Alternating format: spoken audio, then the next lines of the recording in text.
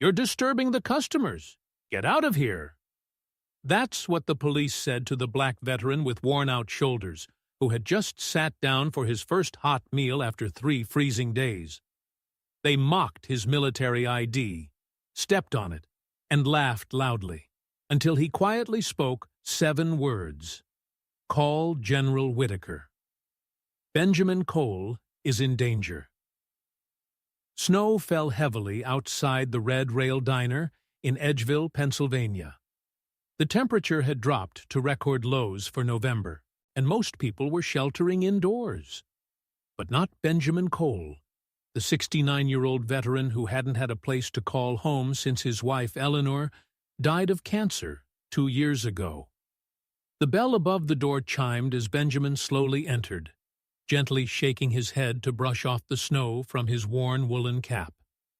His old military jacket was faded, but still held its shape, contrasting with his cracked shoes and jeans with frayed knees. Despite his stiff gait from old wounds, his eyes remained sharp and alert, quietly surveying his surroundings.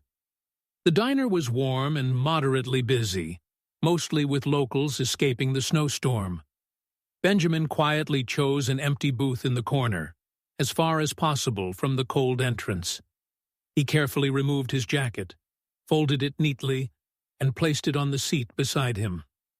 A young waitress with a name tag reading Rachel Miller approached, offering a warm smile. "Evening, sir. Cold night, isn't it? What can I get you?" "Black coffee and your cheapest steak dinner, young lady," Benjamin said softly, his voice deep and slightly hoarse. "I have enough money," he added, pulling out a few crumpled bills from his pocket. "No rush, sir. I'll bring your coffee right away." Rachel smiled, showing no signs of impatience. Benjamin glanced around, his eyes settling on 2 police officers sitting near the counter. They were watching him, their expressions unfriendly. Benjamin sighed quietly and returned to looking at the menu in front of him. Rachel returned with the hot coffee. "The steak will take about 15 minutes, Mr. Cole," she said, after noticing the military ID he'd placed on the table. "Thank you. This is my first meal in 3 days," Benjamin admitted, but without self-pity. By now, the 2 officers, Officer Pratt and Sergeant Doyle, had moved closer to his table. They stopped, looking down at Benjamin. "Hey, old man, don't you think this place is a bit too fancy for someone like you?" Pratt said loudly enough for nearby customers to hear. Benjamin just sipped his coffee, not responding. "I'm talking to you, old-timer," Pratt continued, his voice hardening. "We've had complaints about the smell." "I'm not causing any trouble," Benjamin said gently. "I just want to eat my dinner and I'll be on my way." Doyle picked up Benjamin's military ID. "Look at this, Pratt. Another one clinging to the past."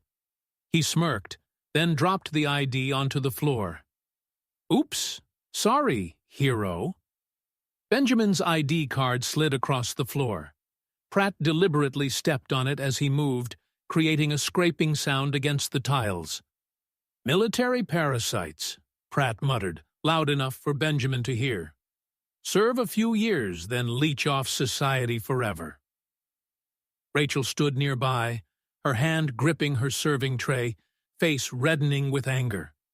She was about to speak, but Benjamin subtly shook his head, signaling her not to interfere. As the officers walked away, Benjamin whispered, "Miss Rachel, if I disappear, call General Whitaker." Rachel looked at Benjamin with confusion. General Whitaker. She didn't know who that was, but something in Benjamin's tone made her believe this wasn't a joke. "Phone number?" she asked quietly, taking out a small piece of paper. Benjamin wrote the number with a slightly trembling hand, but the digits were clear. "He'll remember me," he added.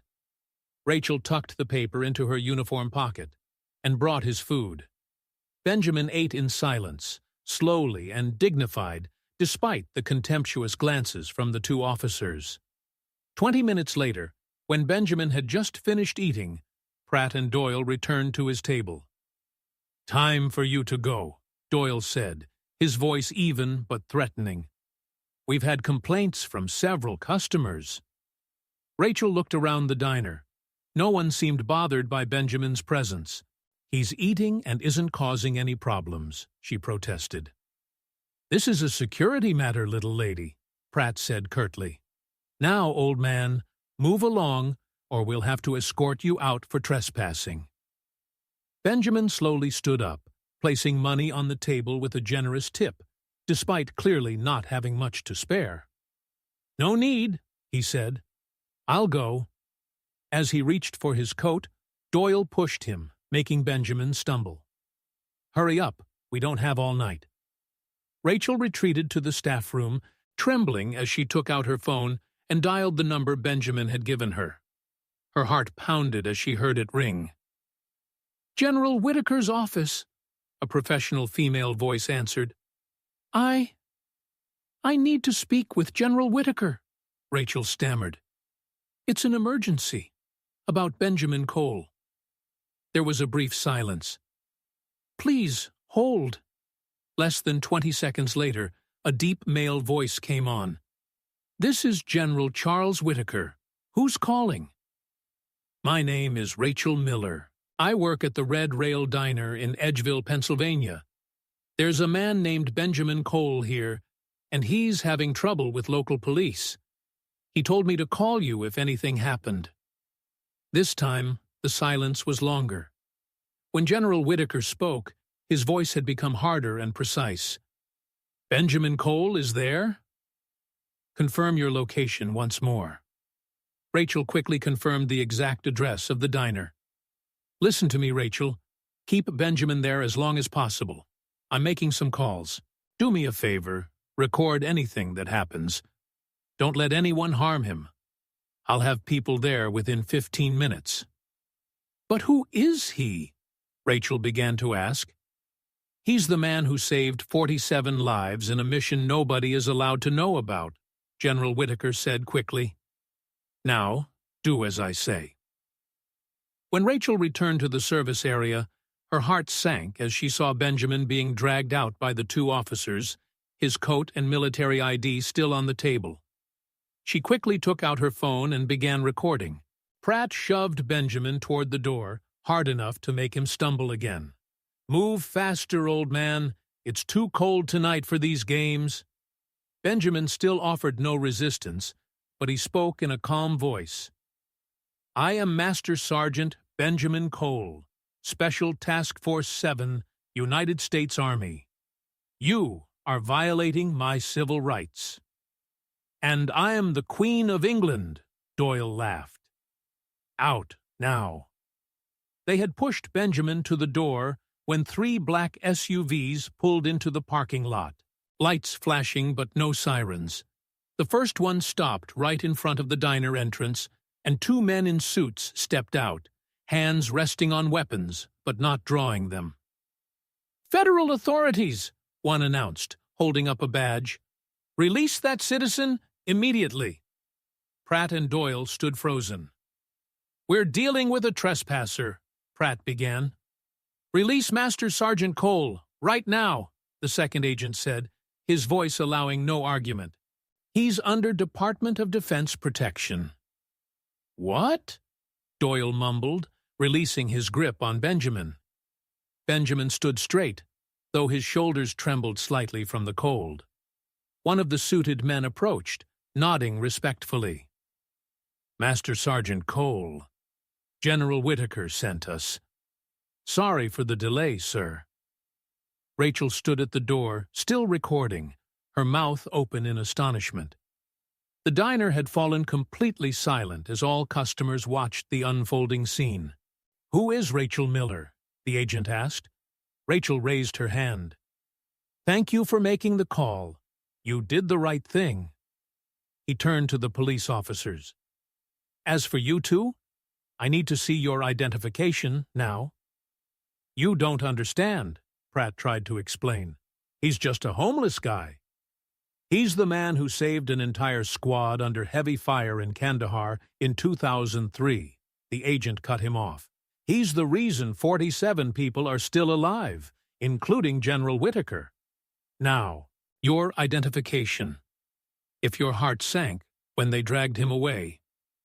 Hit like and subscribe to stand with those who once stood for us. Comment. I won't turn away. If you believe dignity cannot be taken. News spread like wildfire through Edgeville. By the next morning, the story of the homeless veteran harassed by local police and the stunning intervention of federal authorities had become the main topic of conversation in every coffee shop and post office. The agents had politely escorted Benjamin from the diner, taking him to a nearby hotel where he could rest in safety and warmth. Rachel had voluntarily handed over the video she recorded, along with the audio from the diner's security cameras, to the agents. Meanwhile, General Charles Whitaker, retired commander of the Allied Special Response Forces, had called an emergency online press conference. Though in his 70s, the general still exuded undeniable authority, his sharp eyes looking directly into the camera. This morning, I was informed of a disturbing incident involving Master Sergeant Benjamin Cole, a brave soldier who served our country with exceptional valor, he began. What happened to Sergeant Cole is not an isolated incident. It's symptomatic of a larger issue about how we treat those who sacrificed so much for our freedom. General Whitaker announced a comprehensive investigation into discrimination against homeless veterans, backed by the Department of Defense, Veterans Affairs, and the Justice Department. No soldier who served our nation should endure such treatment, he declared, his voice dropping with emotion. Sergeant Cole saved my team in a classified mission that I still cannot fully disclose, but I can say that without his courageous actions, 47 people, including myself, would not have returned home to their families. News of the incident quickly caught national media attention. By afternoon, Officers Pratt and Doyle had been suspended pending investigation. Edgeville's police chief, Laura Simmons, issued an official apology. The actions of these officers do not reflect the values of our police department or of the Edgeville community, she said. We are committed to fully cooperating with the investigation and ensuring justice is served. Veterans organizations across the country spoke out in support of Benjamin Cole and called for reforms to the support system for homeless individuals who had served the nation. The hashtag number #IAmBenjaminCole became trending on social media, with thousands of veterans sharing stories of hardships they faced after service.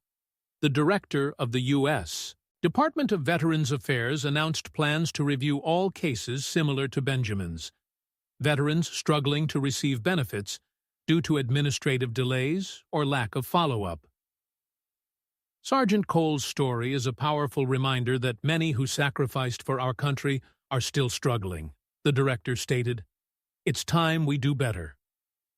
Rachel Miller, the waitress who called General Whitaker, became a figure of admiration in the community. Many called her a humanitarian gatekeeper, someone who acted when witnessing injustice. However, she declined all attention to herself. I just did what was right, she told a local reporter. Sergeant Cole is the one who deserves recognition.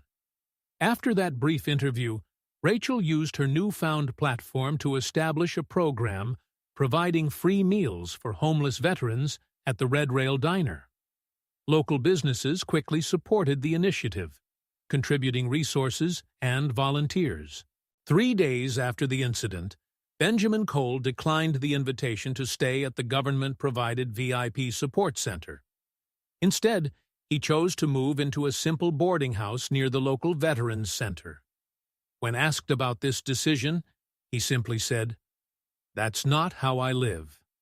Though General Whitaker had offered personal financial support, Benjamin only accepted what he was rightfully due: full veteran benefits and medical support that he had waited for too long. "I don't need special treatment," he told General Whitaker in a private meeting. "I just want to be treated fairly, like anyone who served." A week after the incident, Benjamin returned to the Red Rail Diner. The restaurant grew quieter than usual as he entered, wearing a clean coat and new clothes, simple but neat. He carried a small wooden box, carefully polished. Rachel smiled brightly when she saw him. "Master Sergeant Cole, it's good to see you again. Your table is ready." Benjamin smiled gently. "Thank you, Rachel. And please, just call me Benjamin." When Rachel brought his coffee, Benjamin pushed the wooden box toward her. "I want you to keep this." Rachel opened the box and was stunned to see a collection of military dog tags, dozens of them neatly arranged in the velvet-lined box. "These are tags from soldiers I've known," Benjamin explained. "People who served but are now struggling. Some are gone. I've collected them over the years to remember." Rachel touched the metal tags lightly. "But why give them to me?" "Pass them on to those who need to remember they once had honor," Benjamin said. "Hang them on your wall. Each tag is a story, a person who was willing to sacrifice. Perhaps when people see them, they'll remember that not all warriors are easily recognized." News of Benjamin's gesture inspired General Whitaker to establish the Cole Foundation, a nonprofit focused on supporting homeless veterans. The foundation provided not only housing and food, but ensured access to mental health services and job training. Rachel had the dog tags framed and hung on the main wall of the diner. Beneath the frame, she had Benjamin's final words from that day printed. "Not everyone in tattered clothes has lost their value." This quote quickly became Edgeville's unofficial motto, appearing on T-shirts, coffee mugs, and even the town's welcome sign. A simple but powerful reminder about the value of dignity and respect. In a society increasingly cold to silence, Benjamin Cole's story reminds us that some people don't need to speak up, because they already acted when it mattered most. A military tag isn't just a piece of metal, it's an entire life of sacrifice. Kindness doesn't need fanfare, and respect must be given before it's demanded. Look carefully at the people you pass by every day. Perhaps they were once the reason you can live in peace today. The true heroes walk among us unnoticed, not because they hide, but because we've forgotten how to see beyond appearances and recognize the quiet dignity that outshines the loudest boasts.